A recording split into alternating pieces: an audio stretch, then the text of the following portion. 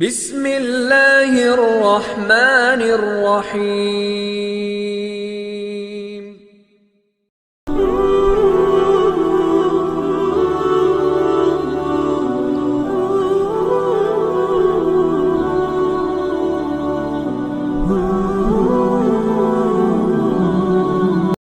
اللہ وبرکاتہ۔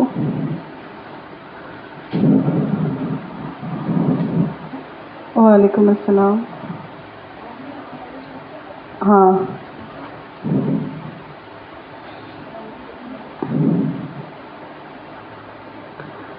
ہماری یہ جو تفسیر ہے یہ پہلے سے چل رہی ہے، میرا خیال ہے تقریباً 2 یا 3 سال ہو گئے ہیں۔ تو ہمارا واٹس ایپ گروپ میں اس کا سبق جاتا تھا 2 3 آیتیں کر کے۔ تو ہم سورہ اعراف آیت نمبر 103 پر تھے۔ تو یہ اسی کلاس کو ہم اس دفعہ تو آگے بڑھائیں گے اور کوشش کریں گے کہ سال میں یہ ہمارا کمپلیٹ ہو جائے۔ پھر اگلے سال سے پھر ہماری یہ ترکیب ہوا کرے گی کہ سال میں ایک ختم ہمارا نکل جایا کرے انشاءاللہ۔ تو آج تو سبق ہمارا یہیں سے ہوگا جہاں ہمارا سبق رکا تھا۔ ہر سال ہماری کلاسز ہوتی ہیں اور جب دورہ قرآن شروع ہوتا ہے تو ہماری کلاسز سٹاپ ہو جاتی ہیں اور دورہ قرآن کے بعد پھر وہیں سے شروع ہو جاتی ہیں۔ فاطمہ باجی آپ یہ 3 دن نا کل سے 12 بجے آ سکتی ہو؟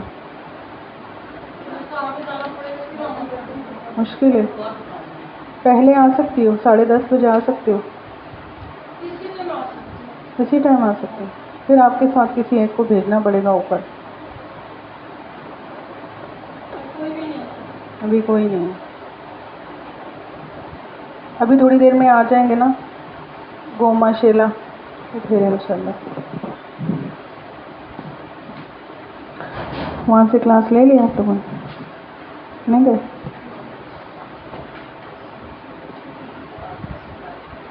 کیوں؟ اچھا لیبر ڈے منا رہے؟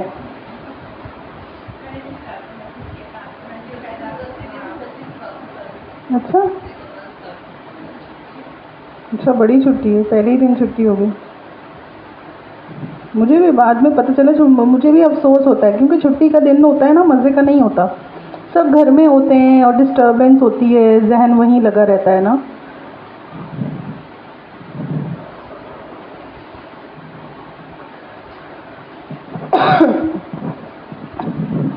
آن لائن میں سارے لوگ ماشاءاللہ مجھے نظر آ رہے ہیں، سارے تو نہیں آ رہے، کچھ آ رہے ہیں،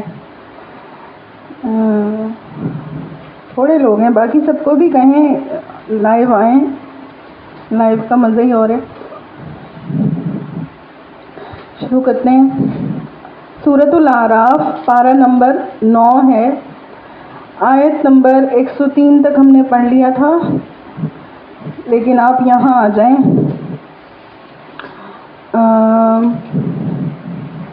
تھوڑے سے پیچھے آ جائیں، جہاں پہ رکو پورا ہو رہا ہے نا، یہاں سے تھوڑا سا بات کرب تاکہ جڑ جائے۔ اعوذ باللہ من الشیطان الرجیم، بسم اللہ الرحمن الرحیم، رب اشرح لی صدری ویسر لی امری واحلل عقدۃ من لسانی یفقہوا قولی،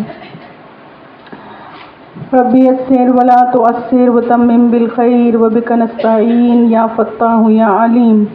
کیونکہ صبح کی ترتیب میں ہماری آج پہلی کلاس ہے اور یہ سلسلہ لائیو کا اور اس طرح سے یہاں جمع ہو کے جو ہے پہلی بار یہ شروع ہو رہا ہے اس طرح، تو سب مل کے دعا پڑھ لیں۔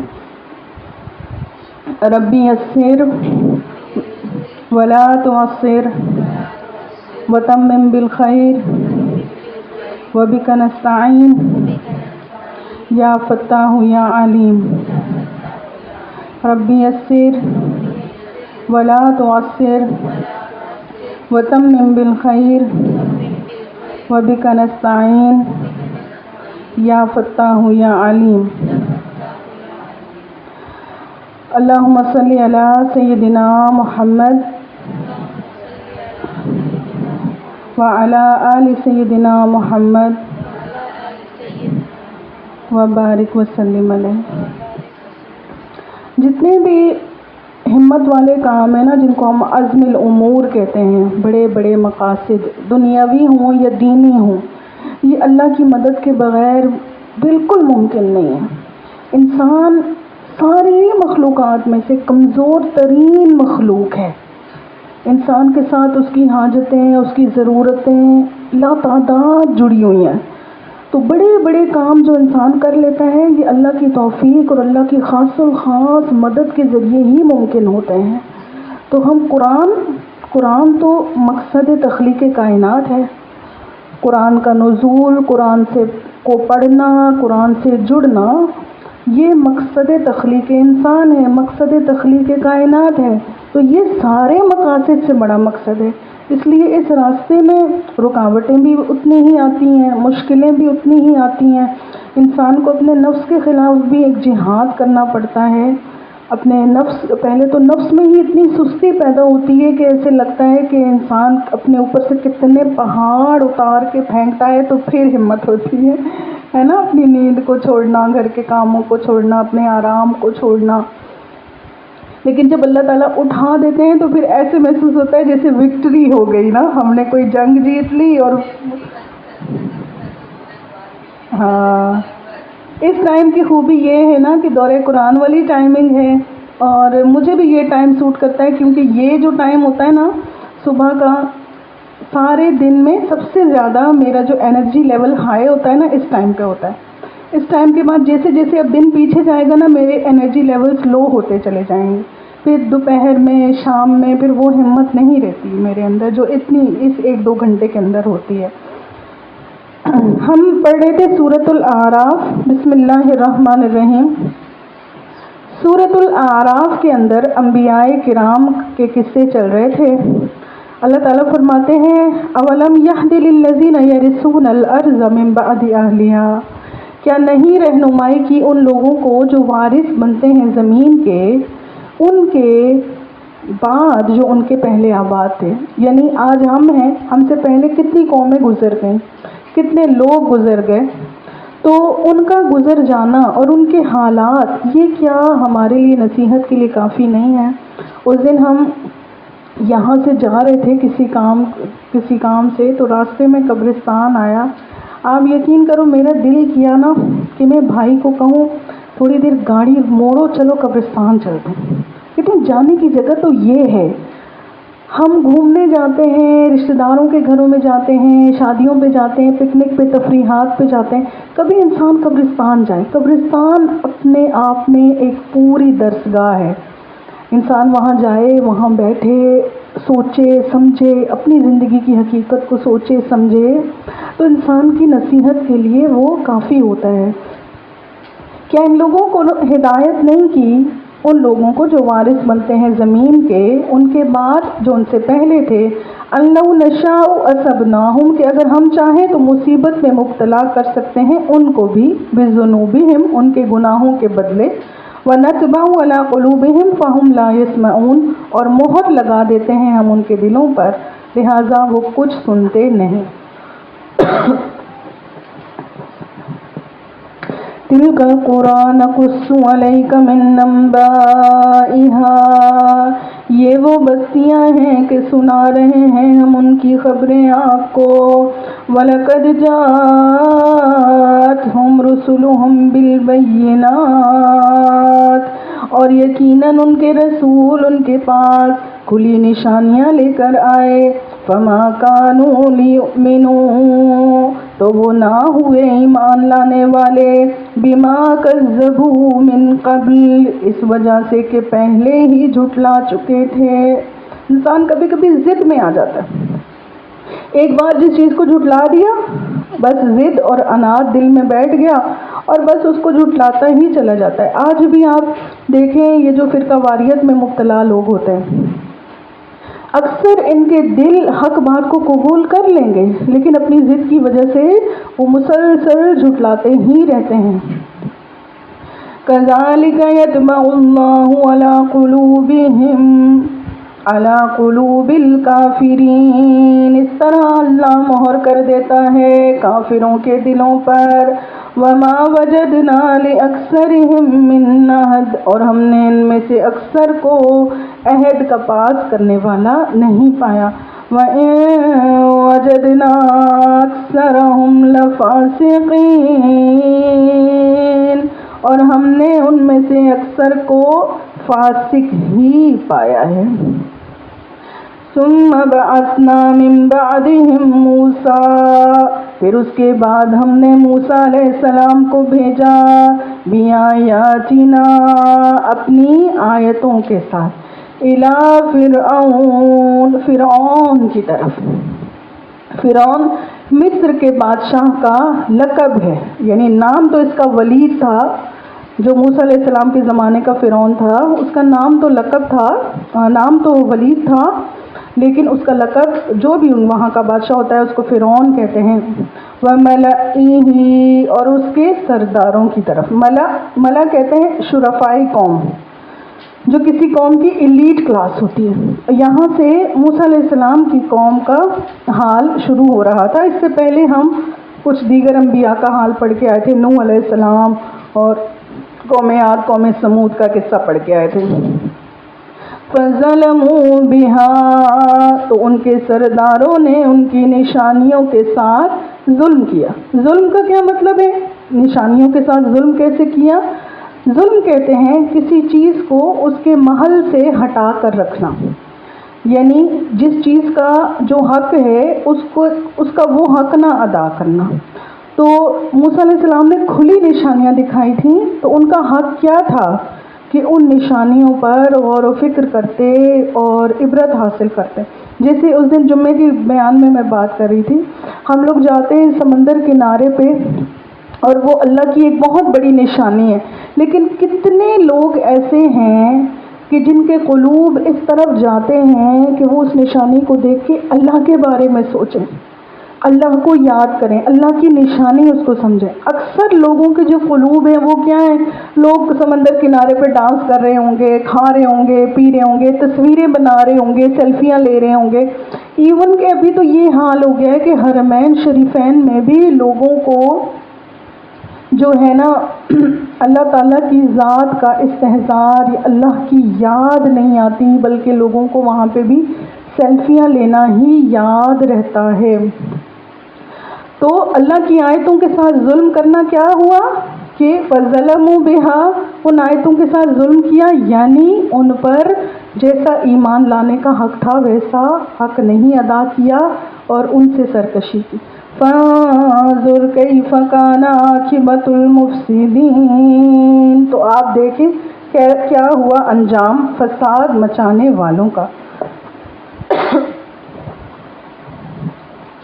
وَقَالَ مُوسَىٰ يَا فِرْعَوْنُ إِنِّي رَسُولٌ مِّن رَّبِّ الْعَالَمِينَ، اور موسیٰ علیہ السلام نے فرمایا اے فرعون، بے شک میں بھیجا ہوا ہوں کائنات کے رب کی طرف سے، یعنی رسول بنا کے بھیجا گیا ہوں. یہ فرعون جو تھا اس کو کئی 100 برس کی زندگی ملی تھی، اور اس زندگی میں نہ اس کو کبھی بھوک لگی، نہ کبھی اس کے سر میں درد ہوا، نہ کبھی اس کو بخار آیا. یعنی اتنی چھوٹی سی تکلیف بھی اس نے نہیں دیکھی. جب اس نے تکلیفیں نہیں دیکھی تو یہ سرکش ہو گیا، یہ متکبر ہو گیا. اور اس کا مذہب کیا تھا؟ بعض نے کہا ہے کہ اس کا مذہب ستارہ پرستی تھا، یہ سورج کی پوجا کرتا تھا. بعض نے کہا ہے کہ یہ جو گائے کی پوجا ہے یہ سب سے پہلے اسی نے شروع کروائی تھی، اس نے گائے کی مورتیاں بنا کے اس کی عبادت شروع کروائی تھی. اور بعض نے کہا کہ یہ بت پرست تھا، یہ بتوں کی عبادت خود بھی کرتا تھا، لوگوں سے بھی کرواتا تھا، لیکن لوگوں کو یہ کہتا تھا کہ یہ سب بھی تمہارے خدا ہیں اور میں تمہارا بھی اور ان سب کا بھی خدا ہوں. وہ جب اس نے کہا تھا نا وَأَنَا رَبُّكُمُ الْأَعْلَىٰ، میں تم سب کا خدا ہوں، میں ان کا بھی خدا ہوں، تمہارا بھی خدا ہوں. تو اب موسیٰ علیہ السلام جب فرعون کے پاس گئے، اب سارا سیٹ اپ بھی آپ دیکھتے ہیں کہ موسیٰ علیہ السلام کی پرورش فرعون کے گھر میں ہی ہوئی ہے. پھر موسیٰ علیہ السلام کے ہاتھوں سے ایک قتل بھی ہوا تھا، قتل خطا بھی ہوا تھا. اس کے بعد آپ یہاں سے فرار ہو گئے تھے، اور وہاں سے جب واپس آئے ہیں تو اللہ تعالیٰ کے رسول بن کر آئے ہیں۔ اب دیکھیں، ہم سوچ سکتے ہیں، ہم سمجھ سکتے ہیں کہ تبلیغ کا کام کتنا مشکل کام ہے۔ اگر آپ کسی دن نا یہ تہیہ کر لیں کہ میں نے اٹھنا ہے، میں نے پورے نیول میں تبلیغ کا کام کرنا ہے، اس وقت آپ کو سمجھ آئے گی میری بات کہ میں کیا کہہ رہی ہوں۔ کیونکہ جو لوگ آپ کو قریب سے جانتے ہوں گے ان کے سامنے آپ کے سارے عیوب بھی ہوں گے، ساری خامیاں بھی ہوں گی۔ آپ نے ابھی پڑھنا شروع کیا ہے، پہلے تو نہیں کرتے ہوں گے۔ آپ نے ابھی میوزک چھوڑا ہے، پہلے تو سن لیتے ہوں گے۔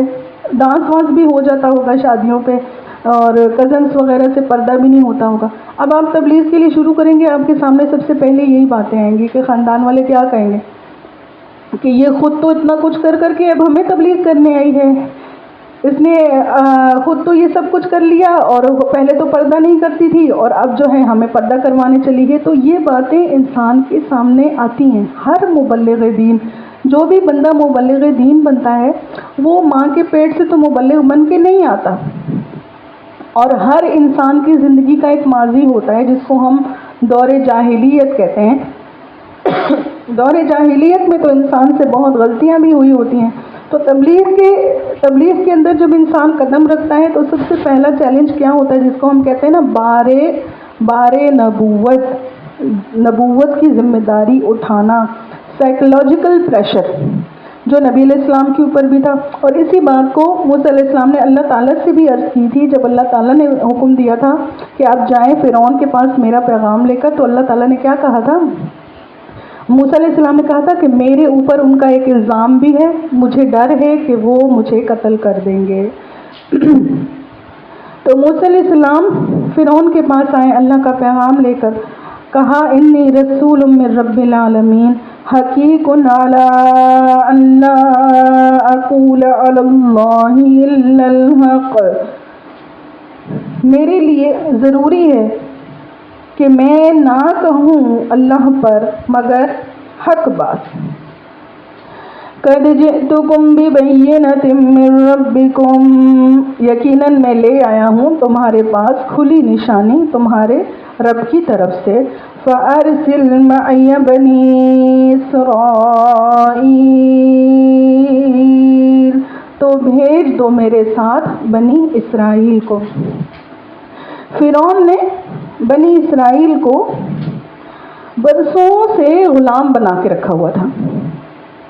یہ ان سے سخت مشقت والے کام لیتا تھا، ان سے اینٹیں بنواتا تھا اور مزدوریاں کرواتا تھا، اور مشکل جو کام کھیتی کے اندر اور عمارتیں بنوانا، اس طرح کے کام ان سے لیا کرتا تھا۔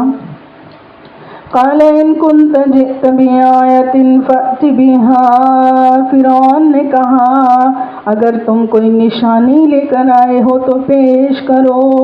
ان كنت من الصادقین، اگر تم واقعی سچے ہو۔ نشانی دکھائیں، آپ کے پاس کیا پروف ہے کہ آپ اللہ کے رسول ہیں؟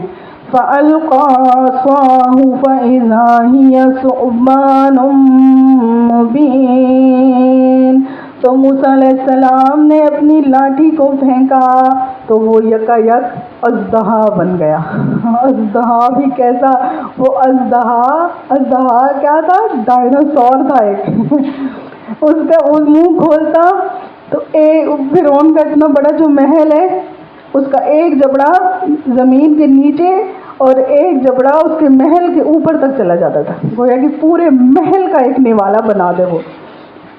تو ڈائناسور تھا، اژدہا، ثعبان مبین تھا، اتنا بڑا۔ اور ایک جگہ پر فرمایا کانہا جان، اور حیہ کا لفظ بھی آیا ہے۔ تو حیہ وہ چھوٹا سانپ جو ہوتا ہے وہ حرکت بہت تیزی سے کرتا ہے، تو حرکت کرنے میں وہ چھوٹے سانپ کی طرح تھا، اور سائز میں وہ ثعبان مبین تھا۔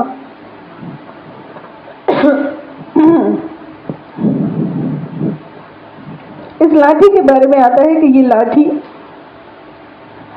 لاٹھی جب آدم علیہ السلام جنت سے آئے تھے تو اس وقت ان کے ہاتھ میں تھی، اور یہ لاٹھی جنت کی لاٹھی ہے، اور یہ نبیوں سے ہوتی شعیب علیہ السلام کے ذریعے موسیٰ علیہ السلام کے ہاتھ میں آئی تھی۔ وَنَزَعَ يَدَهُ فَإِذَا هِيَ بَيْضَاءُ لِلنَّاظِرِينَ، اور انہوں نے اپنا ہاتھ نکالا. نزع کہتے ہیں کھینچنا، کھینچ کر نکالنا. آپ نے اپنا ہاتھ یوں کر کے نکالا. فَإِذَا هِيَ تو یہ ہو گیا بیضاء، چمکتا ہوا. بیضاء کہتے ہیں دودھ کی طرح سفید جو چیز ہوتی ہے، للناظرین دیکھنے والوں کے لیے. ہاتھ نکالا بغل سے، وہ اتنا روشن سورج سے بھی زیادہ روشن ہو گیا. ماشاءاللہ ماشاءاللہ. آئیے جو لوگ دورے قرآن میں نہیں آ سکے اب آ جاؤ، موقع ہے. سیدھی لائن بنا لے، آگے. ہاں 1 گھنٹے کی کلاس ہے. کل سے کوشش کرنی ہے سب نے 10:30 بجے آ جانا. میں 10 بجے اٹھ جاتی ہوں، ٹھیک ہے. 10:30 بجے آنا ہے، اپنی کلاس لگانی ہے انشاءاللہ. بیٹا آپ کو ثنا کی فرینڈ ہو؟ آپ کہاں سے آئے؟ اچھا. بسم اللہ الرحمن الرحیم. زینب قرآن دے دو. تو وہ ہاتھ سورج سے زیادہ چمکتا ہوا روشن ہو گیا. قال الملأ من قوم فرعون بسم اللہ الرحمن الرحیم. قال الملأ من قوم فرعون، کہا فرعون کی قوم کے سرداروں نے، ان ھذا لساحر علیم، یہ تو بہت بڑے ماہر جادوگر ہیں. اب یہ جو ملا ہے نا، ملا کا لفظ یاد کر لو. ایلیٹ کلاس کے لوگ جو ہوتے ہیں نا، اکثر سرپھرے لوگ یہی ہوتے ہیں. اکثر جو شرارتیں اٹھاتے ہیں، فتنے اٹھاتے ہیں، یہی لوگ اٹھاتے ہیں. تو انہوں نے کیا کہا کہ یہ تو بڑے ماہر جادوگر ہیں. یعنی انہوں نے نا ان کے ذہن کو غلط طرف ڈال دیا. ہو سکتا تھا وہ اپنا دماغ استعمال کرتے تو وہ سمجھ لیتے کہ یہ اللہ کی نشانی ہے، یہ تو بہت بڑا معجزہ ہم نے دکھا. لیکن انہوں نے کیا کیا؟ انہوں نے گمراہی میں ڈالا. انہوں نے غلط ٹریک پہ ان کے ذہن کو ڈال دیا. نہیں یہ تو جادو ہے. لساحر علیم، بہت بڑا ماہر جادوگر ہے. یرید ان یخرجکم من ارضکم، جو چاہتا ہے کہ نکال دے تم کو تمہارے ملک سے. فماذا تأمرون، تو اب کیا مشورہ دیتے ہو تم ہمیں؟ اچھا انہوں نے یہ کیسے سوچ لیا کہ انہوں نے جو موسیٰ علیہ السلام نے یہ جادو دکھایا ہے تو اس کا مقصد ان کو ملک سے نکالنا ہے؟ دیکھو ان کی سینس، دیکھو ان کی سمجھداری، دیکھو کہ ان کی سوچ کہاں تک تھی. بہت سیاسی دماغ کے لوگ تھے، بے وقوف لوگ نہیں تھے. سیاسی دماغ اتنا تھا کہ انہوں نے ایک وہ دیکھا تو انہوں نے اس کا نتیجہ اخذ کر لیا کہ ان کا مقصد کیا ہے، آپ کو ملک سے نکالنا. کیسے کہ جب لوگ کسی شخصیت سے متاثر ہو جاتے ہیں تو اسی کے پیچھے چلنے لگ جاتے ہیں اور اس شخصیت کی عقیدت اور عظمت ان کے دلوں میں بیٹھ جاتی ہے. جب لوگ موسیٰ علیہ السلام سے امپریس ہو جائیں گے اور انہیں اللہ کا نبی مان لیں گے تو نبی سے بڑا کون ہوتا ہے؟ نبی سے بڑا تو پھر کوئی نہیں ہوتا. تو آہستہ آہستہ کیا ہوگا، لوگ اپنا بادشاہ بھی ان کو ہی بنا لیں گے. تو ان کا دماغ کہاں تک گیا، کہاں تک انہوں نے سوچا. سیاسی دماغ، یہ جو لوگ ہوتے ہیں نا پولیٹیکل مائنڈڈ، ان کا دماغ دنیاوی امور میں بڑا تیز چلتا ہے. جو مومن ہوتا ہے نا، مومن بندہ دنیاوی امور میں کھوٹا ہوتا ہے، بھولا بھالا سا ہوتا ہے، اس کو ان باتوں کی سینس نہیں ہوتی. لیکن جو دنیا دار بندہ ہوتا ہے اس کو سب سے پہلے اپنی دنیا کی فکر لگتی ہے. تو انہوں نے کہا کہ ان کا مقصد تو ہے کہ تمہیں تمہارے ملک سے نکال دیں. قالوا ارجه واخاه، فرعون نے کہا کہ اچھا انتظار میں رکھو انہیں اور ان کے بھائی کو. وَأَرْسِلْ فِي الْمَدَائِنِ حَاشِرِينَ، اور بھیجو تمام شہروں میں لوگوں کو جمع کرنے والوں کے لیے، یعنی سب لوگوں کو سامنے بلاؤ. اب یہ بھی اس کی ٹرک تھی. یعنی یہ ہو سکتا تھا کہ فرعون موسیٰ علیہ السلام کا مقابلہ جادوگروں کے ساتھ محل کے اندر ہی کروا دیا جاتا. اس نے یہ کیوں کہا کہ سب کو بلاؤ، سب لوگوں کو بلاؤ؟ اس کو یہ خطرہ ہو گیا تھا کہ میری مملکت میرے ہاتھ سے جا سکتی ہے. تو اگر لوگ موسیٰ علیہ السلام کے معتقد ہو گئے، موسیٰ علیہ السلام نے تنہائی میں یا ویسے ہی لوگوں کو اپنے یہ معجزات دکھائے، تو لوگ ان کے معتقد ہو جائیں گے اور آہستہ آہستہ یہ تحریک پھیلے گی اور لوگ میرے اثر سے نکل جائیں گے۔ تو اس نے سب کے سامنے موسیٰ علیہ السلام کو ہروانے کا منصوبہ بنایا کہ سب کے سامنے موسیٰ علیہ السلام کی نعوذ باللہ شکست ہو جائے اور لوگوں یہ جو ایک خطرے کا دروازہ کھلا ہے یہ بند ہو جائے۔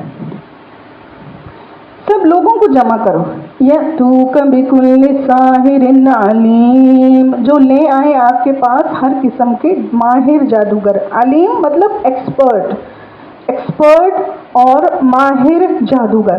اب وہ اس نے جب بندے دوڑوائے کہ جو ہے نا جادوگروں کو لے آؤ، جادوگروں کو اکٹھا کرو،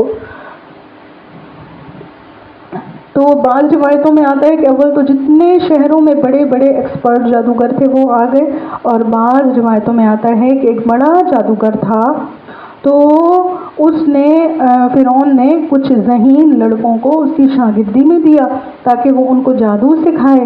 پھر ان کی باقاعدہ ٹریننگ ہوئی اور وہ جادوگر جب تیار ہو گئے تو اس وقت موسیٰ علیہ السلام کے مقابلے کے لیے آئے۔ یہ جادوگر کتنے تھے؟ بعض روایتوں میں آتا ہے 72 تھے، بعض روایتوں میں آتا ہے 74 تھے، اور بعض میں تو ان کی تعداد سینکڑوں بتائی ہے، 372 472 اس طرح سے کر کے بڑے بڑے نمبر بتائے ہیں کہ اتنے زیادہ جادوگر جمع کیے گئے تھے موسیٰ علیہ السلام کے مقابلے کے لیے۔ یَأْتُوکَ بِکُلِّ سَاحِرٍ عَلِیمٍ وَجَاءَ السَّحَرَةُ فِرْعَوْنَ قَالُوا إِنَّ لَنَا لَأَجْرًا، اور آئے جادوگر فرعون کے پاس کہنے لگے کہ ہمیں یقین ہے کہ ہم کو ضرور صلہ ملے گا۔ إِنَّ لَنَا لَأَجْرًا إِن كُنَّا نَحْنُ الْغَالِبِينَ، کہ کیا ہمیں صلہ ملے گا اگر ہم غالب رہے۔ اب جو دنیا کے لیے کام کرتا ہے تو وہ پہلی بات ہی کیا کرتا ہے؟ پیسے کی کرتا ہے، سیلری کی کرتا ہے، ہمیں کیا ملے گا، ہم یہ جادو کا مقابلہ کریں۔ اور ادھر دیکھیں جو اللہ کے نبی ہیں، اللہ تعالیٰ نے جب موسیٰ علیہ السلام کو نبوت دی، موسیٰ علیہ السلام نے ایسی کوئی بات کی تھی؟ آپ مجھے فرعون کے مقابلے کے لیے بھیج رہے ہیں، مجھے کیا ملے گا مجھے کیا بدلہ ملے گا، مجھے کیا صلہ ملے گا؟ موسیٰ علیہ السلام نے ایسی کوئی بھی بات نہیں کی تھی۔ اللہ کے جو نبی ہوتے ہیں، جو اللہ کے مخلص نبی ہوتے ہیں، یا جو اللہ والے ہوتے ہیں، جو دیندار ہوتے ہیں، یا جو کوششیں اللہ کے لیے کرتے ہیں، وہ اس طرح کی باتیں نہیں کرتے۔ ان کا مقصد کیونکہ دنیاوی اجر اور دنیاوی منافع تھا، انہوں نے آتے ہی پہلی بات کی ہمیں کیا ملے گا اگر ہم جیت گئے، اگر ہم یہ جنگ جیت گئے۔ قال نعم، فرعون نے کہا ہاں تمہیں اجر ملے گا، وَإِنَّكُمْ لَمِنَ الْمُقَرَّبِينَ، اور یقیناً تم میرے مقربوں میں شامل ہو جاؤ گے۔ اب فرعون نے ان کو موٹیویٹ کرنے کے لیے ایک اضافی چیز بھی کہی، یعنی تمہیں پیسے بھی اچھے ملیں گے، انعام بھی ملے گا، اور تمہیں میرے دربار میں پوزیشن بھی ملے گی، اسٹیٹس بھی ملے گا، ٹھیک ہے؟ تو خوب موٹیویٹ کیا کہ تم جو ہے نا جم کے مقابلہ کرنا موسیٰ علیہ السلام کا۔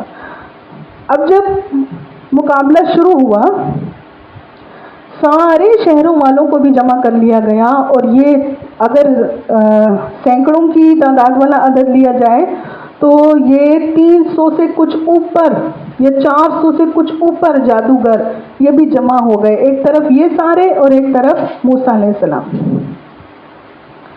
قالوا یا موسیٰ، جادوگروں نے کہا اے موسیٰ علیہ السلام، اما ان تلقی واما ان نکون نحن الملقین، کہ آپ پھینکو گے یا ہم پھینکیں۔ اب ان کا جو بات کرنے کا انداز تھا، اس میں بھی مفسرین فرماتے ہیں کہ انہوں نے موسیٰ علیہ السلام کے لیے تو جملہ اسمیہ لائے، اما ان تلقیا، اے موسیٰ علیہ السلام اما ان تلقیا، آپ ڈالیں گے اسمیہ جملہ۔ جب کسی کی تحقیر کرنا مقصود ہو، کسی کو ہم اپنے سے کمتر سمجھتے ہوں تو حقارت سے جو بات کی جاتی ہے نا وہ انداز ہے، اما ان تلقیا آپ ڈالیں گے، وَإِمَّا یا پھر أَن نَّكُونَ نَحْنُ الْمُلْقِينَ. ان کا یہ جو جملہ تھا اس میں یہ جو ضمیر منفصل لائے تاکید کے لیے اور اپنے آپ کو نحن کہا، تو اس میں وہ اپنی شان و شوکت ظاہر کرنا چاہتے تھے. آپ ڈالیں گے یا پھر ہم ڈالیں، جیسے بادشاہوں والا انداز ہوتا ہے نا.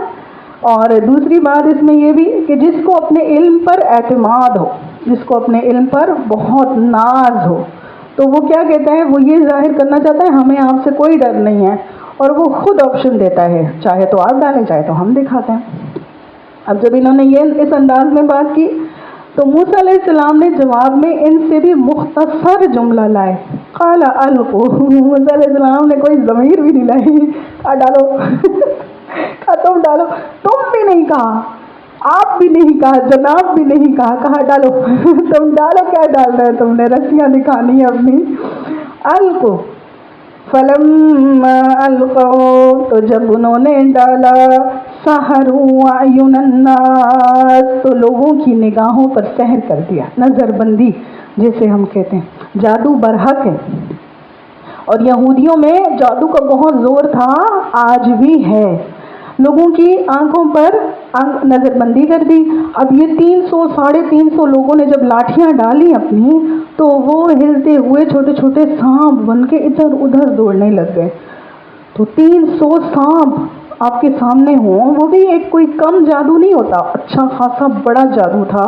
قرآن نے کہا ہے کہ بہت بڑا جادو انہوں نے دکھایا تھا، لیکن وہ نظر بندی تھی، ان کی کوئی حقیقت نہیں تھی. نظر بندی کے اندر کیا ہوتا ہے کہ چیز کی ظاہری حیت کو جو ہے نا لوگوں کی آنکھوں میں تبدیل کیا جاتا ہے. لوگوں کی آنکھوں میں ان کو محسوس ہوتا ہے کہ یہ کوئی اور شے ہے، اور حقیقت اس چیز کی نہیں بدلتی. ٹھیک ہے، جیسے لاٹھی ہے، رسی ہے، ان کی حقیقت میں کوئی تبدیلی نہیں آتی. دیکھنے والے کو ایسا لگتا ہے کہ وہ سانپ بن کے گھوم رہے ہیں. وَاسْتَرْهَبُوهُمْ. اور ان کو مرعوب کر دیا. وَجَاءُوا بِسِحْرٍ عَظِيمٍ. اور انہوں نے ایک بہت بڑا جادو دکھایا. سحر عظیم، بہت بڑا جادو دکھایا. وَأَوْحَيْنَا إِلَى مُوسَىٰ. اور ہم نے موسیٰ علیہ السلام کو وحی کی، ان القی عصاک، یہ کہ آپ اپنا عصا ڈالیے. فَإِذَا هِيَ تَلْقَفُ مَا يَأْفِكُونَ. تو وہ ان کو نگلتا چلا گیا ان کے جھوٹے طلسموں کو. موسیٰ علیہ السلام نے جو اپنی لاٹھی ڈالی وہ بن گیا ثعبان مبین، اور وہ ایک ایک کر کے ان کی ساری رسیوں کو ہپ ہپ ہپ کر کے ساری کھاتا چلا گیا. اب جو موسیٰ علیہ السلام کا ثعبان آیا ہے تو وہ جیسے میں نے پہلے بتایا کہ وہ ڈائناسور جیسا تھا. وہ جب نکلا ہے تو بھگدڑ مچی لوگوں کے اندر، لوگوں نے بھاگنا شروع کیا، چیخیں شور.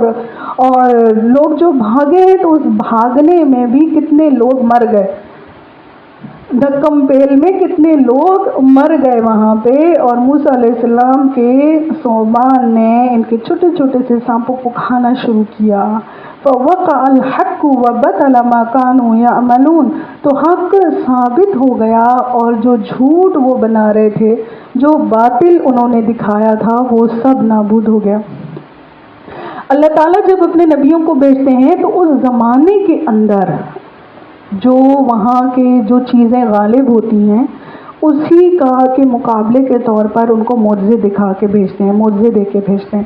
اس زمانے میں جادو کا بہت زور ہوتا تھا، جو ہم سورہ بقرہ میں بھی پڑھ کے آئے نا کہ وہ جو 2 فرشتے آئے تھے لوگوں کو جادو سکھانے کے لیے، کیونکہ وہ لوگ جادو سے بہت متاثر ہوتے تھے. اور انہوں نے جادو کی نسبت سلیمان علیہ السلام کی طرف کی تھی. تو سلیمان علیہ السلام سے اس تہمت کو ہٹانے کے لیے اللہ تعالیٰ نے فرشتوں کو بھیجا تھا. تو اس زمانے میں بھی کیونکہ جادو کا بہت زور تھا تو اللہ تعالیٰ نے ان کے جادو کو کے سامنے ایسا معجزہ موسیٰ علیہ السلام کو دیا کہ ان کو یقین آ جائے کہ جادو میں اور معجزے میں کیا فرق ہے. جو لوگ تفسیر کے باقاعدہ اسٹوڈنٹس ہیں جو پیپر بھی دینا چاہتے ہیں، آپ یہ اسائنمنٹ لے لو، جادو اور سحر میں کیا فرق ہے، اس کو آپ تفسیر سے نکال کے لانا. ہو سکتا ہے انہی آیتوں کی تفسیر میں مل جائے، ہو سکتا ہے سورہ بقرہ کی. وہ والا جو سیٹ ہے نا، وہاں آپ اچھے طریقے سے اس کو واضح کیجیے گا کہ جادو اور سحر میں کیا فرق ہے۔ آج کل ضعیف العقیدگی اتنی زیادہ ہے، کچھ دن پہلے ایک ویڈیو آ رہی تھی، وہ میں نے بھی دیکھی، ایک کوئی بزرگ ہیں جو مدینہ گئے ہوئے ہیں، دیکھا تو میں نے بھی دیکھا، تو سچ پوچھو تو مجھے تو کوئی ایسی بات نہیں لگی ان میں، کیونکہ میں نے اپنی آنکھوں سے ایسے بہت سے بابے وہاں دیکھے ہیں۔ اس عمر کے بابے اسی طرح کے حلیے میں ہوتے ہیں وہاں پہ۔ وہ میں نے ایک پکچر بھی شیئر کی تھی، جنہوں نے وہ کاٹن کا احرام پہنا ہوا تھا، اور وہ بالکل ایسے لگتا ہے جس سے مردہ بیٹھا ہوا ہے، مردے چل پھر رہے ہیں، تو وہ ویسے ہی لگے تھے مجھے، نارمل سے ہی لگے تھے کوئی۔ جی ادھر کا ہب کا ہے، ہب کا ہے، ہمارے پڑوسی ہیں۔ لیکن جب ان بابے سے بات کی نا، تو وہ بابا بتا رہے، کہہ رہے ہیں مجھے کچھ نہیں پتا تھا، مجھے روزے شریف کے پاس لائے تو مجھے اس کا بھی نہیں پتا تھا کہ روزہ پاک کون سا ہے، مجھے لوگوں نے بتایا تو میں وہاں نماز پڑھ لی، مجھے کسی نے جیسے کہا ویسے کر لیا، مجھے نماز کا بھی نہیں پتا تھا، نفل کا بھی نہیں پتا تھا۔ میرے ذہن میں یہ بات آ رہی تھی، میں نے کہا دیکھو سوشل میڈیا کا زمانہ ہے، کسی بھی چیز کو وائرل کر دیتے۔ ایک ایسا سادہ سا بندہ جس کو گنبد خضرا کا بھی نہیں پتا اور نماز کا بھی ٹھیک سے نہیں پتا، اس کو انہوں نے پیر فقیر بنا دیا اب، اور اس کے فضائل میں اب یہ تو اب اللہ کو پتا ہے نا۔ خیر میں نے اپنی زبان بندی رکھی، میں نے کچھ نہیں کہا، میں نے کہا کیا پتا ان کا کوئی اور ایسا عمل ہو جو اللہ تعالیٰ کو پسند آ گیا ہو۔ لیکن ابھی کچھ دن پہلے پھر وہ ویڈیوز آ رہی ہیں کہ اب لوگوں نے ان کو پیر بنا دیا ہے، اب انہوں نے دم درود شروع کر دیے ہیں، ہاں دم درود شروع کر دیے ہیں، اب وہ لوگوں پہ ہو گئے، دم درود ہو رہے ہیں اور لوگ عقیدت سے ہاتھ چوم رہے ہیں اور یہ اور وہ۔ تو وہ کسی نے لکھا ہوا تھا بس وہی ہوا جس کا ڈر تھا۔ تو ہم تو اتنے کمزور عقیدے کے ہو گئے، ہمیں تو صوبان و مبین نظر آ جائے تو پتہ نہیں ہمارا کیا حال ہوگا۔ ہم تو ان سے بھی گئے گزرے ہو گئے، ہمیں تو کوئی چیز نظر آئے یا نہ آئے اس کی تحقیق کرنا، اس کے بارے میں پوچھنا، کیونکہ اولیاء اللہ کی بھی کیا نشانیاں بتائی گئی ہیں کہ اولیاء اللہ شریعت کی سختی سے پابند ہوتے ہیں، پھر وہ علم والے ہوتے ہیں۔ اللہ والے جو ہوتے ہیں وہ علم والے ہوتے ہیں، وہ معرفت والے ہوتے ہیں، وہ جاہل لوگ نہیں ہوتے ہیں۔ تو ہم اتنے کمزور ہو گئے، ہمیں ذرا سی کسی کی ویڈیو وائرل ہو گئی، ہم نے اس سے عقیدہ شروع کر دیا۔ تو مسلمانوں کو اپنے ایمان پر بہت کام کرنے کی ضرورت ہے۔ ان کا حال دیکھیں، انہوں نے اتنا بڑا صوبان و مبین دیکھا، لیکن پھر بھی ان کو ایمان کی توفیق نہ ہوئی۔ وَبَطَلَ مَا كَانُوا يَعْمَلُونَ فَغُلِبُوا هُنَالِكَ وَانقَلَبُوا صَاغِرِينَ، پس مغلوب ہو گئے فرعون کے ساتھی اور لوٹ گئے ذلیل ہو کر۔ وَأُلْقِيَ السَّحَرَةُ سَاجِدِينَ، اور جادوگر سجدے میں گرا دیے گئے۔ القیہ، قرآن نے کیا کہا؟ القیہ، گرائے گئے، انہوں نے خود نہیں کیا، یعنی وہ جو سجدے کی بھی جو نسبت ہے اللہ تعالیٰ نے ان کی طرف نہیں کی، اللہ نے اپنی ذات کی طرف کی کہ ہم نے اپنی قدرت کے زور سے گرا دیا ان کو سجدے میں۔ اب اللہ کی کرنی، ایک طرف فرعون کی تدبیریں کہ اس نے پورا زور لگا دیا موسیٰ علیہ السلام کو ہرانے کے لیے، اور دوسری طرف اللہ تعالیٰ کی کیا تدبیر ہوئی کہ وہی لوگ جو مقابلے کے لیے آئے تھے انہی کو اللہ تعالیٰ نے سجدے میں ڈلوا دیا۔ قالوا آمنا برب العالمین، وہ بولے کہ ہم ایمان لائے پروردگار عالم پر۔ رب موسیٰ و ہارون، موسیٰ علیہ السلام اور ہارون علیہ السلام کے رب پر۔ قال فرعون آمنتم به قبل ان آذن لکم، فرعون نے کہا کہ تم ایمان لے آئے ہو اس سے پہلے کہ میں تمہیں اجازت دوں۔ ان ھذا لمکر مکرتموہ فی المدینہ، یقیناً یہ تمہاری خفیہ سازش تھی جو تم نے تیار کر رکھی تھی شہر میں، لتخرجوا منہا اہلہا، تاکہ تم بے دخل کرو اس میں سے اس کے مالکوں کو۔ فرعون نے کہا یہ تم سب کی ملی ہوئی سازش تھی، یعنی موسیٰ علیہ السلام اور تم سارے جادوگر بھی آپس میں ملے ہوئے ہو۔ تو یہ جو دنیاوی دماغ کے لوگ ہوتے ہیں ان کا دماغ بہت ٹیڑھا ہوتا ہے اور بہت ہی پولیٹیکل مائنڈڈ ہوتے ہیں، ان کے ذہن سے شکوک و شبہات اتنی آسانی سے نہیں نکلتے۔ اب اس نے ایک اور الٹی بات سوچی، یعنی ہونا کیا چاہیے تھا اس موقع پر کہ یہ بھی اللہ کی طرف آ جاتا، یہ بھی سجدہ کرتا، اتنی بڑی نشانی دیکھی اس نے، مگر اس کو اس کی توفیق نہیں ہوئی۔ اس نے کیا، اس کے ذہن میں وہی دولت، اقتدار اور اپنی کرسی بیٹھی ہوئی ہے۔ اس کو کتنا ڈر تھا اس بات کا کہ میری کرسی نہ مجھ سے چلی جائے، کہ اس نے بنی اسرائیل کی کتنے بچے قتل کروائے تھے۔ تو انسان کے پاس یہ جو کبھی کبھی کیا ہوتا ہے نا، آپ نے دیکھا ہوگا عام رشتہ داروں کے اندر بھی بڑی بڑی جو لڑائیاں ہوتی ہیں کس کے اوپر ہو جاتی ہیں، کسی پلاٹ کے اوپر ہو جاتی ہیں۔ سگے خون کے رشتوں میں لڑائیاں کہاں سے شروع ہوتی ہیں؟ پلاٹ پہ، گاڑی پہ، مکان پہ، وراثت کے حصے پہ، بڑی بڑی ناراضگیاں، اور وہ ناراضگیاں کس حد تک جاتی ہیں، میں مر گیا تو میری شکل نہیں دیکھنا، تو مر گئی تو میں تیری شکل نہیں دیکھوں گا۔ تو یہ جو دنیاوی دولت یا اقتدار ہے، اس کے اندر جو فتنہ چھپا ہوا ہے نا، قرآن ہمیں وہ بتا رہا ہے۔ یہ پوزیشن، آپ کی کرسی، آپ کی کوئی پولیٹیکل اسٹیٹس، یہ آپ کے لیے فتنہ اور آزمائش بھی بن سکتا ہے۔ اس لیے انسان کو چاہیے کہ اپنے حال کی نگرانی کرتا رہے۔ انسان کے اوپر ہمیشہ ایک جیسا حال نہیں رہتا، کبھی کبھی انسان بہت پست ہوتا ہے، اللہ تعالیٰ اس کو بلند کر دیتے ہیں، راتوں رات پتہ ہی نہیں چلتا، اس کے سارے کام بن جاتے ہیں، سب کچھ مل گیا، نوکری مل گئی، شوہر کو اچھی نوکری مل گئی، گھر اچھا ہو گیا، گاڑی آ گئی۔ اب اچانک سے وہ جو گردن میں قلہ آتا ہے نا، ہماری زبان میں گردن میں قلہ آتا ہے، انسان کے ایٹیٹیوڈ چینج ہونا شروع ہوتا ہے، انداز چینج ہونا شروع ہوتا ہے، اور وہیں سے ساری خرابیاں پھر شروع ہوتی ہیں۔ تو اس نے کہا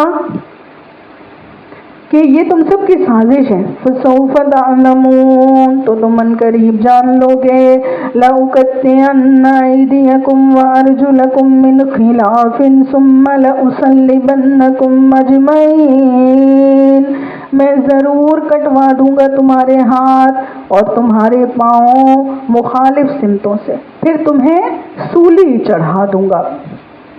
سولی دینے کا طریقہ سب سے پہلے فرعون نے ایجاد کیا تھا۔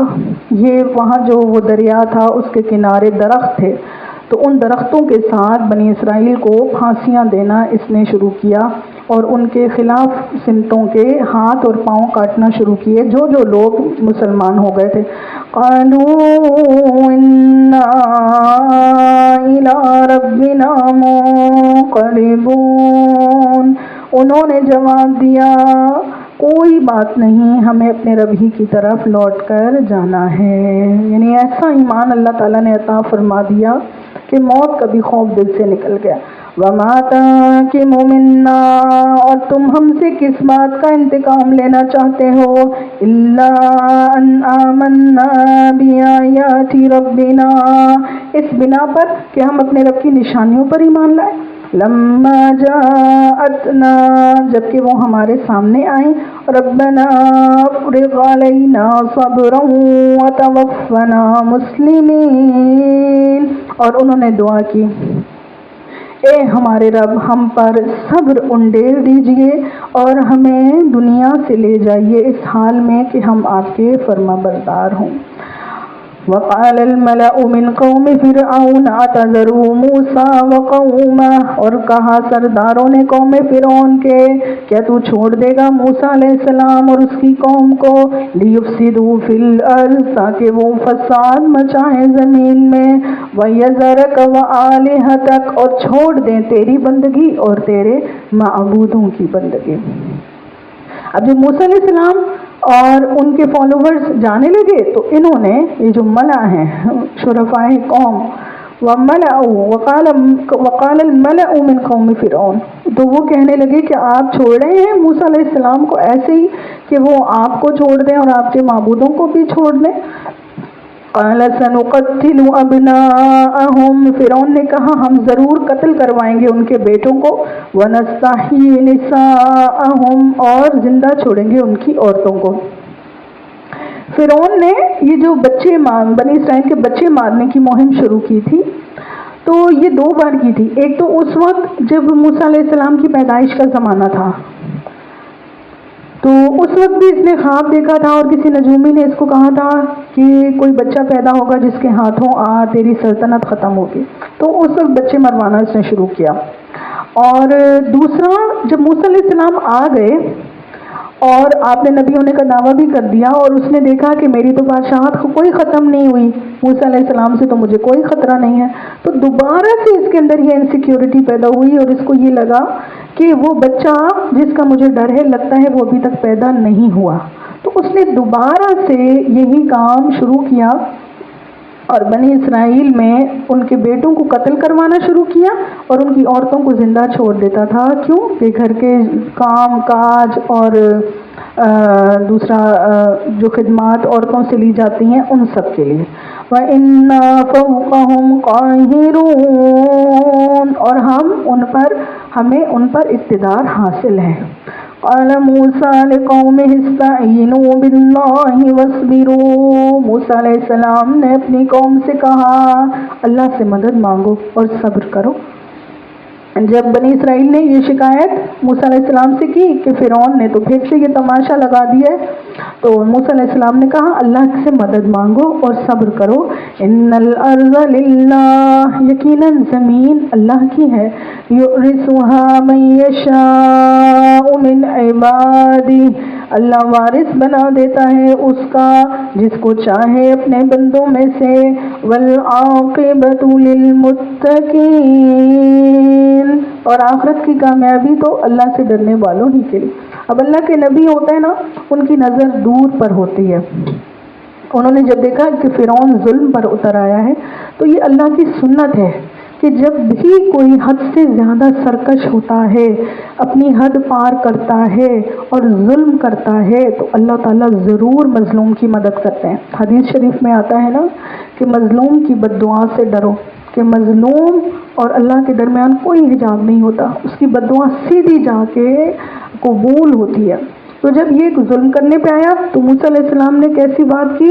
ایمان والی بات کی کہ تم صبر کرو اور اللہ سے مدد مانگو، زمین اللہ ہی کی ہے، جسے چاہتا ہے اللہ دیتا ہے. یعنی موسیٰ علیہ السلام کو آپ کے فہم نبوت نے یہ بتا دیا تھا کہ اب اس کا آخری ٹائم آ گیا ہے، اب اس کا آخری ٹائم آ گیا ہے، اب اللہ تعالیٰ بنی اسرائیل کو ملک مصر کا وارث بنائے گا. لیکن یہ لوگ کیونکہ ایمان میں اور علم میں کمزور تھے، انہوں نے آگے سے کیا کہا؟ قالوا اوذینا من قبل ان تأتینا، کہا موسیٰ علیہ السلام کی قوم نے ہم آپ سے پہلے بھی ستائے جاتے تھے، ومن بعد ما جئتنا، اور آپ کے آنے کے بعد بھی ہمارا وہی حال ہے. یعنی جب آپ نہیں آئے تھے تب بھی ہمارے بیٹوں کو قتل کیا جاتا تھا، اب آپ آ گئے تب بھی وہی ہے، ہمیں کوئی خیر تو نہیں ملی.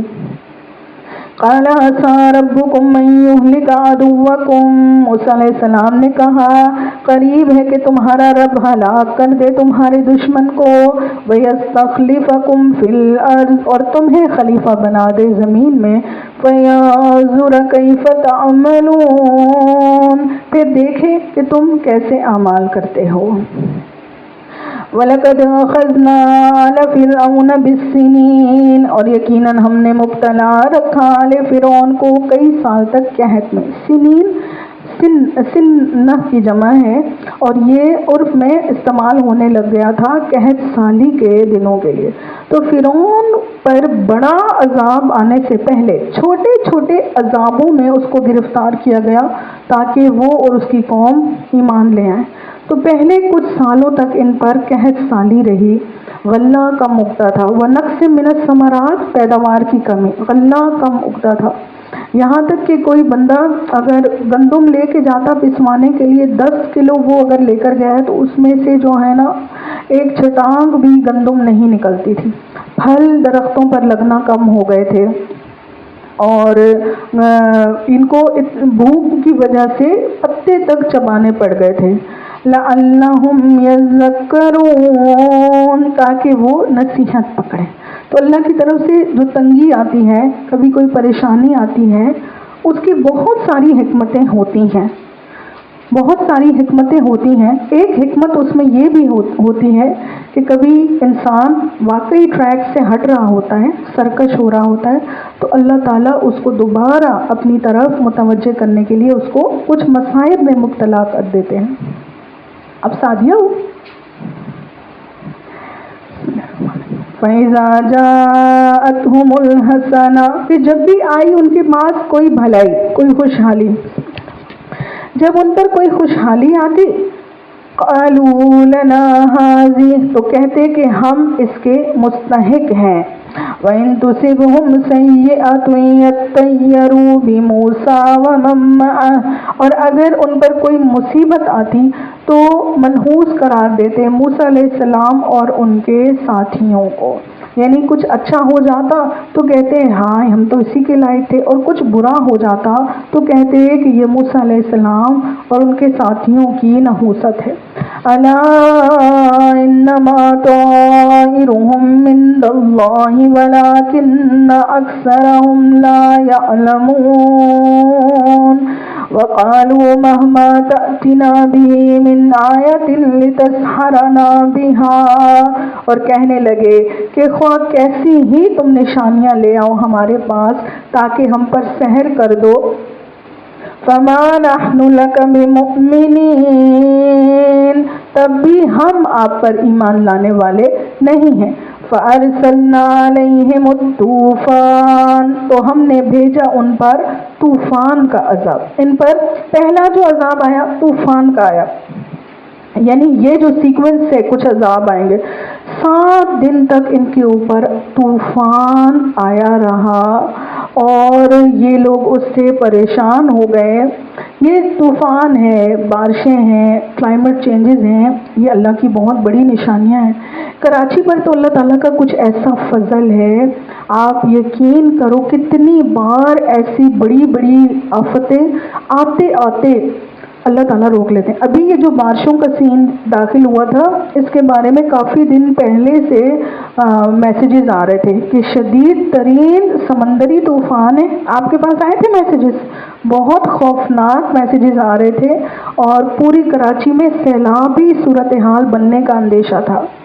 اور جس دن یہ بارشوں کا سلسلہ داخل ہوا ہے، اتفاق سے ہم کسی کام سے باہر تھے، ہم کراچی کے اس کونے پہ تھے اور اس کونے پہ کوئی مدہ بندی بھی نہیں تھی، بادل آ رہے تھے اور کچھ بھی نہیں تھا. اور گھر سے ہمیں فون آئے کہ نیول میں تو ادھر تو تباہیاں مچی ہوئی ہیں، اتنی شدید بارشیں کہ ندیاں بہہ گئی ہیں، تو تم لوگ جلدی گھر لوٹو. اب وہاں سے ہم بھاگے، دیکھا آسمان کے اوپر اتنے خوفناک بادل تھے، اتنے خوفناک بادل کہ میں نے اپنی زندگی میں کراچی میں ایسے بادل نہیں دیکھے. اور ایسے لگ رہا تھا کہ پورا سمندر آسمان پہ چڑھ رہا ہے، کالے سیاہ گہرے پہاڑوں جیسے بادل.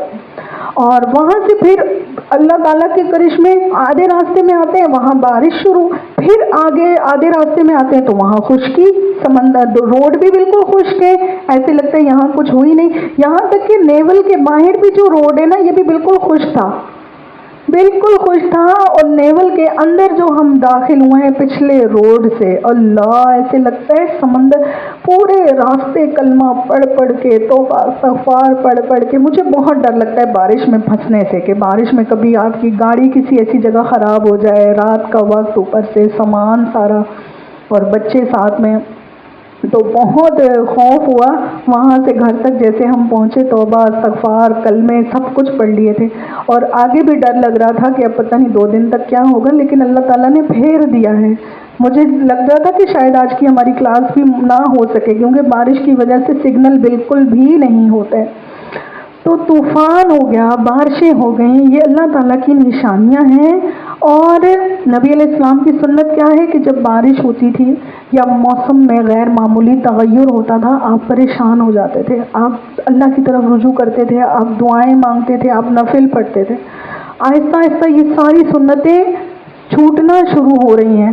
یہ سوشل میڈیا کو تو یوں سمجھے نا، سوشل میڈیا اب کوئی ایک گدا گاڑی چلانے والا ہے تو اس کے ہاتھ میں بھی موبائل ہے، کوئی جو ہے نا سویپر ہے تو اس کے ہاتھ میں بھی موبائل ہے. یعنی ایک بے علم سے بے علم بندہ بھی اس کو ایکسیس ہے، وہ کچھ بھی بنا کے سوشل میڈیا پہ ڈال سکتا ہے، کوئی بھی ویڈیو ڈال سکتا ہے، کوئی بھی پوسٹ ڈال سکتا ہے۔ تو اب کیا چیزیں رواج پڑ گئی ہیں کہ بارش ہو رہی ہے تو جی آسمان کی تصویریں اور پکوڑے اور کافی اور چائے اور حلوہ اور یہ اور وہ، بارش ہو رہی ہے چلو جی پکوڑے بناؤ۔ کتنی دفعہ ہم نے ایسا سنا کہ انہیں بارشوں کے اندر خدا نخواستہ اللہ محفوظ رکھے لیکن بڑے بڑے حادثے ہو جاتے ہیں۔ ابھی عید کے دنوں میں ہمارے دورہ حدیث کے جو استاد محترم ہیں جن سے میں نے سنن ابی داؤد شریف پڑھی تھی، ان کا اسٹیٹس آیا تھا کہ ان کے جاننے والوں میں ایک ہی فیملی کے 7 لوگ ٹریول کر رہے تھے، گاؤں جا رہے تھے، اور وہاں پر ان کا بہت خطرناک ایکسیڈنٹ ہوا جس سے وہ پوری فیملی کے 7 لوگ ایک ساتھ انتقال کر گئے۔ تو انسان کو ہر وقت اللہ تعالیٰ سے ڈرتے رہنا چاہیے اور اللہ تعالیٰ کی طرف رجوع کر کے رکھنا چاہیے۔ انسان کو کچھ نہیں پتا ہے کہ اس کا اگلا آنے والا لمحہ کیا ہو۔ ان کے اوپر بھی طوفان آیا لیکن انہوں نے اس نشانی پر غور و فکر نہیں کیا اور اللہ کی طرف رجوع نہیں کیا، تو اللہ تعالیٰ نے پھر دوسرا عذاب بھیجا، والجراد، ٹڈی دل، ٹڈیاں ان پہ چھوڑ دی گئیں 7 دنوں تک۔ ٹڈی بڑی والی جو ٹڈی نہیں ہوتی جو گرین سے کلر کی ہوتی ہے، میں بھی وہ ہو واللہ عالم کیسی تھی کیا تھا، لیکن بڑی بڑی ٹڈیاں ان پہ اتنی چھوڑ دی گئیں جنہوں نے ان کو پریشان کر دیا۔ یہ غول کے غول ان کے اوپر آنا شروع ہو گئے، ان کے کھانوں کے اندر، ان کے بستروں کے اندر، ان کے جسموں کے اندر، یہاں تک کہ کوئی منہ بھی کھولتا ہے ان میں سے تو ٹڈی جو ہے اڑ کے آ کے اس کے منہ میں داخل ہو جاتی۔ ان کے لیے بات کرنا، کھانا کھانا، سونا حرام ہو گیا تھا۔ تو 7 دن تک یہ عذاب ان پر رہا، ان کو کوئی نصیحت نہیں آئی۔ والقمل، قمل کہتے ہیں چھوٹی ٹڈی کو، یہ چھوٹی ٹڈی بھی ہو سکتی ہے، بعض نے کہا یہ جوئیں تھی، بعض نے کہا چھوٹی ٹڈی تھی، واللہ عالم کیا چیز تھی، لیکن یہ بھی ایک چھوٹا سا حشرات الارض میں سے ایک کیڑا تھا۔ جراد کے بعد قمل ان پہ چھوڑے گئے، والضفادع، اور اس کے بعد مینڈکیں ان پر چھوڑی گئیں۔ 7 دن تک مینڈکوں کا ان پر عذاب رہا۔ یہ مینڈک جو تھا یہ پہلے خشکی کا جانور تھا، لیکن جب اللہ تعالیٰ نے اس کو حکم دیا تو اس نے اتنے احسن انداز میں اللہ تعالیٰ کے حکم کی اطاعت کی، یہی فرعونیوں کے اوپر جب ان کو چھوڑا گیا، اتنے احسن انداز میں اطاعت کی کہ ان کی ابلتی ہوئی ہانڈیوں میں بھی یہ اچھل اچھل کے چلے جاتے تھے مینڈک۔ تو یہ لوگ جب کھانا پکانے لگتے تو مینڈکیں اچھل کے ان کے کھانے میں داخل ہو جاتی، ان میں سے کوئی سوتا تو ان کی کروٹ کے اوپر مینڈکیں چڑھ جاتی، اتنی مینڈکیں چڑھ جاتی کہ جتنا ایک پہاڑ ہوتا ہے اتنی زیادہ مینڈکیں ہی مینڈکیں ہو جاتی کہ ان کے لیے کروٹ بدلنا بھی مشکل ہو جاتا تھا۔ آج ہمارے گھر میں ایک چوہا آ جائے، ایک چھپکلی آ جائے، رات کو نیند نہیں آتی، کہیں دیوار پہ چل رہی ہے تو نیند نہیں آتی۔ تو یہ عذاب ان کے اوپر چھوٹا عذاب نہیں تھا، یہ بات کرنے کے لیے منہ کھولتے اور مینڈک اچھل کے منہ کے اندر چلا جاتا۔ والدم، اور پھر اس کے بعد ان پر عذاب آیا خون کا عذاب۔ خون کا عذاب کیا تھا کہ ان کا جتنا پانی تھا یہ سارا خون بن جاتا تھا۔ کنویں کے اندر سے ایک طرف سے بنی اسرائیلی پانی نکالتا تو پانی نکلتا، اور آل فرعون کے لوگ نکالتے تو خون نکل آتا۔ کبھی انہوں نے کہا، فرعونیوں کی عورتوں نے ان سے کہا کہ تم اپنے ڈول میں سے پانی میرے ڈول میں ڈال دو، تو اس میں سے کیا نکلا کہ اس نے جیسے ہی ڈول میں سے پانی ڈالا تو اس کے ڈول میں جاتے ہی وہ خون بن جاتا تھا۔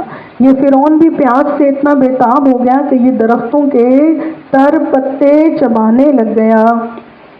آیات مفصلات، نشانیاں تھیں ہماری مفصلات، الگ الگ ہم نے دکھائی تھیں، یعنی ایک دکھائی یہ نہیں مانے، پھر دوسری دکھائی یہ نہیں مانے، یہ ساری نشانیاں دکھانے کے بعد یہ دیکھو، یہ اللہ تعالیٰ نہ کسی پر ظلم نہیں کرتا، اللہ تعالیٰ کسی پر ذرہ برابر ظلم بھی نہیں کرتے۔ یہ چھوٹے چھوٹے جو ریمائنڈرز ہوتے ہیں یہ کس لیے ہوتے ہیں؟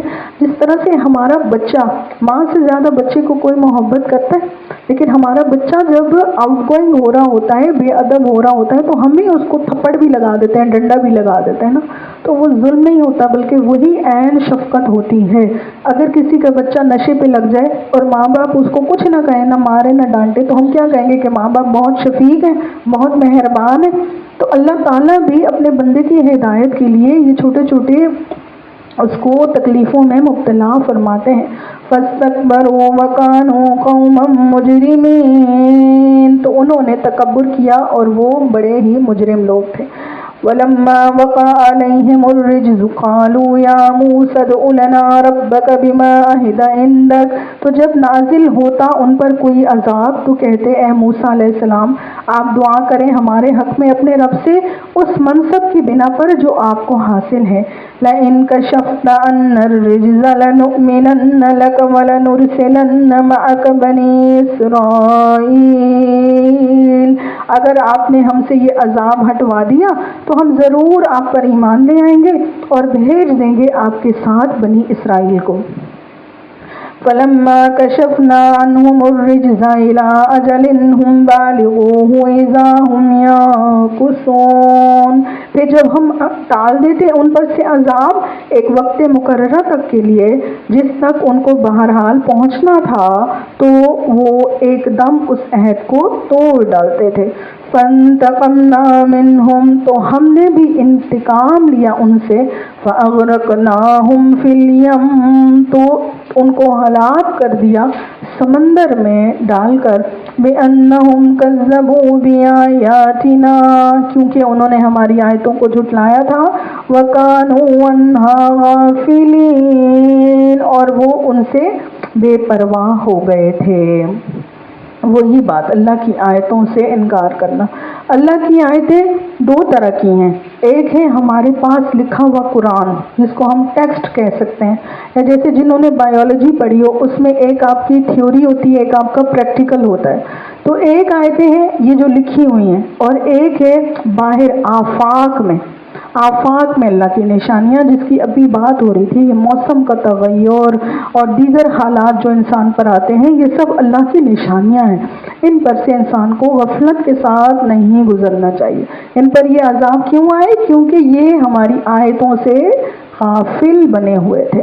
وَأَوْرَثْنَا الْقَوْمَ الَّذِينَ كَانُوا يَسْتَضْعَفُونَ مَشَارِقَ الْأَرْضِ وَمَغَارِبَهَا الَّتِي بَارَكْنَا فِيهَا، اور ہم نے وارث بنا دیا ان لوگوں کو جو کمزور بنا کر رکھ دیے گئے تھے اس سرزمین کے مشرق اور مغرب کا، یعنی بنی اسرائیل کو اللہ تعالیٰ نے وراثت دے دی ملک شام کی، الَّتِي بَارَكْنَا فِيهَا، جس میں ہم نے برکت عطا فرمائی تھی۔ ان کو مصر بھی مل گیا اور بعد میں شام بھی۔ وَتَمَّتْ كَلِمَةُ رَبِّكَ الْحُسْنَىٰ عَلَىٰ بَنِي إِسْرَائِيلَ، اور تیرے رب کا وعدہ خیر کا بنی اسرائیل پر پورا ہو گیا، بما صبروا، کیونکہ انہوں نے صبر سے کام لیا تھا۔ وَدَمَّرْنَا مَا كَانَ يَصْنَعُ فِرْعَوْنُ وَقَوْمُهُ وَمَا كَانُوا يَعْرِشُونَ، اور تباہ و برباد کر دیا ہم نے وہ سب کچھ جو بنایا کرتے تھے فرعون اور اس کی قوم کے لوگ، اور جو انہوں نے چڑھا رکھا تھا۔ صدق اللہ العظیم۔ کا 1 گھنٹہ پورا ہو گیا ہے۔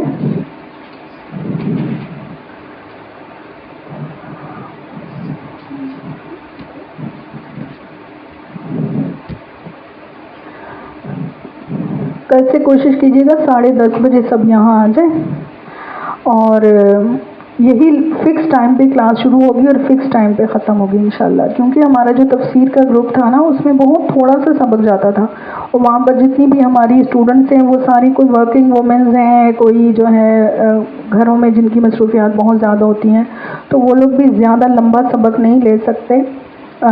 لے تو سکتی ہیں، مجھے پتہ ہے ابھی بہت ساری اس میں بہت زیادہ شوق اور جذبے والی خواتین ہیں، لیکن ابھی جو ہمارا ٹائم کی بات ہوئی ہے 1 گھنٹے کی، اسی میں کوشش کریں گے کہ زیادہ سے زیادہ سبق ہو۔ ہمارا یہ 9واں پارہ تھا، تو اس لحاظ سے کتنے 21 پارے ہمارے کور ہو جائیں سال کے اندر، کیونکہ ہفتے میں صرف 2 دن کلاس ہوگی، 2 دن تفسیر ہوگی اور 1 دن حدیث ہوگی۔ اور آپ لوگ اگر جوائن کرنا چاہتے ہیں تو آپ نے فارم فل کرنا ہوگا، ٹھیک ہے؟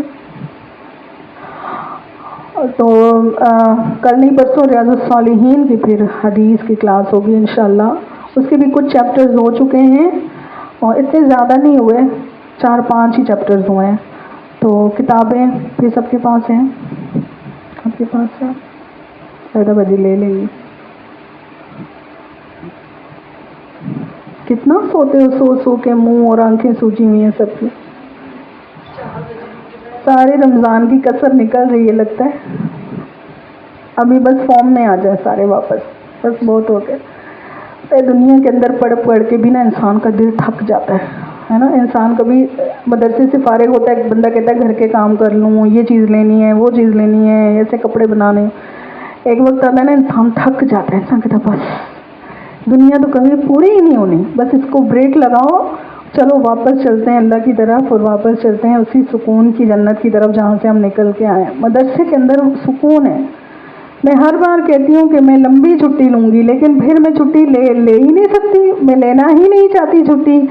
کہ وہ چھٹی پہ آپ کیا جاتے ہیں کہ آپ کے اوپر مشغولیات کے ایسے دروازے کھلتے ہیں، ایسے دروازے کھلتے ہیں، آپ اس کے اندر دھنستے ہی چلے جاتے ہیں.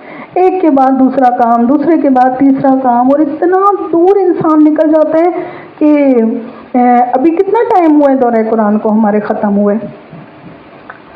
2 ہفتے ہوئے ہوں گے. لیکن کیسے لگ رہا ہے جیسے یہ باتیں پتہ نہیں کب کتنے سال پہلے سنی تھی اور کتنے سال پہلے پڑھی تھی.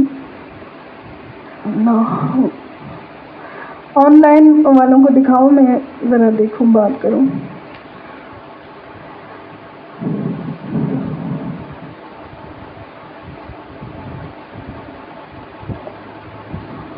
جی آن لائن والے بتائیں مجھے آپ کا لائیو کلاس کا ایکسپیرینس کیسا رہا، اور یہی 1 گھنٹے تک ہی ہم محدود رکھیں گے انشاءاللہ. نورین باجی نے مائک کھولا ہے، نورین باجی آپ بتائیں. وعلیکم السلام. بہت ہی خوشی ہو رہی ہے، میرے رمضان یاد آ گئے، اور بہت ہی اچھا آئیڈیا ہے، بہت ہی اچھا آئیڈیا ہے کہ لائیو کلاس ہونی چاہیے. اس میں زیادہ توجہ ہوتی ہے، اور اللہ تعالیٰ ہم کو قبول کرے. اور پھر انتظار ہوتا ہے کہ لائیو کلاس لینی ہے، ورنہ ریکارڈنگ میں پھر سارا دن بھی ٹائم نکل جاتا ہے، تو ہم کیسے سنیں گے. میں خود بھی پتہ ہے تھک گئی تھی، وہ ریکارڈنگ پہ پڑھا کے نا کلاس والی فیلنگ ہی نہیں آتی. بالکل نہ کوئی سامنے ہوتا ہے نہ کچھ، اور وہ ریکارڈنگ پہ زیادہ سے زیادہ میں 2 یا 3 آیتیں ہی کروا پاتی تھی، اس سے زیادہ کروا ہی نہیں پاتی تھی. چلیں اللہ تعالیٰ آسانیاں دے سب کو، ہمیں بھی آپ کو بھی. اور پچھلے سال سے ہم ٹرائی کر رہے تھے کہ ہماری تفسیر کی کلاس شروع ہو جائے. یہاں مدرسے میں بھی خواتین موجود ہیں ماشاءاللہ. کتنی آج 1 2 3 4 5 6 7 8 9 10 11 12 لوگ تو ہیں. اللہ تعالیٰ مزید اضافہ فرمائے ان کے اندر. چلیں دعا کرتے ہیں.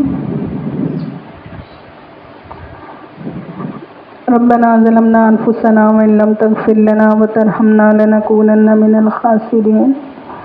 یا اللہ یا رب العالمین، ہم نے جو سلسلہ شروع کیا ہے یا اللہ اس میں ہمارے لیے آسانیاں عطا فرمائیے، آسانیاں اور قبولیت عطا فرمائیے. یا اللہ اس کلاس پر اپنی خاص نظر کرم، خاص نظر رحمت فرما دیجئے. یا اللہ ہمارے دنیا کے کاموں کو سمیٹ دیجئے اور ہمیں دین کے کاموں میں قبولیت عطا فرما دیجئے. یا اللہ ہمیں اپنے ان بندوں میں شامل فرمائیے جو دین کے کاموں کو قرآن اور حدیث کی مصروفیت میں، قرآن اور حدیث کی مشغولیت میں اپنی زندگی بسر کرتے ہیں. جن کو دنیا نے دیوانہ نہیں بنا کے رکھا، جو دنیا میں اس حال میں رہتے ہیں کہ خرید و فروخت کر رہے ہوں یا گھر کے کاموں میں ہوں یا کسی بھی حال میں ہوں، وہ آپ کی یاد سے، آپ کے قرآن سے، آپ کی نبی علیہ السلام کے اقوال کی ذمہ داریوں سے غافل نہیں ہوتے. یا رب العالمین ہماری اس کلاس میں خوب برکت اور اضافہ عطا فرما دیجئے. ہمیں اچھے پڑھنے والے طالب علم عطا فرما دیجئے. اپنے بندوں میں سے کثیر بندوں کا رخ اس کلاس کی طرف پھیر دیجئے. یا اللہ اپنے بندوں کے قلوب کو اس طرف متوجہ فرما دیجئے. اور جو لوگ جڑے ہیں یا اللہ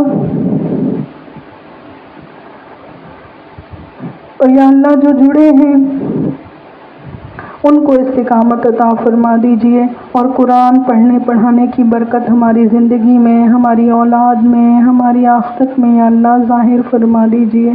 یا اللہ قرآن کی برکت سے ہمیں کلمہ طیبہ پر موت عطا فرمائیے گا۔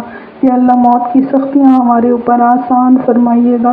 قرآن کی برکت سے ہمیں ہر ناگہانی حادثے سے، ناگہانی پریشانی سے، اولاد کے نافرمان ہو جانے سے، شوہروں کے بگڑ جانے سے، اور گھر کے دیگر معمولات کے خراب ہو جانے سے ہماری حفاظت فرمائیے گا۔ قرآن کی برکت سے ہمیں ہر شر سے محفوظ رکھیے گا، اور ہر برکت اور ہر خیر ہمیں عطا فرمائیے گا۔ قرآن کو ہمارے لیے شفا بنا دیجیے، قرآن کو ہمارے دلوں کا نور، ہماری روح کا سرور بنا دیجیے۔ آمین یا رب العالمین۔ ربنا آتنا فی الدنیا حسنہ وفی الآخرۃ حسنہ وقنا عذاب النار، وآخر دعوانا ان الحمد للہ رب العالمین۔ سبحان ربک رب العزۃ عما یصفون وسلام علی المرسلین والحمد للہ رب العالمین۔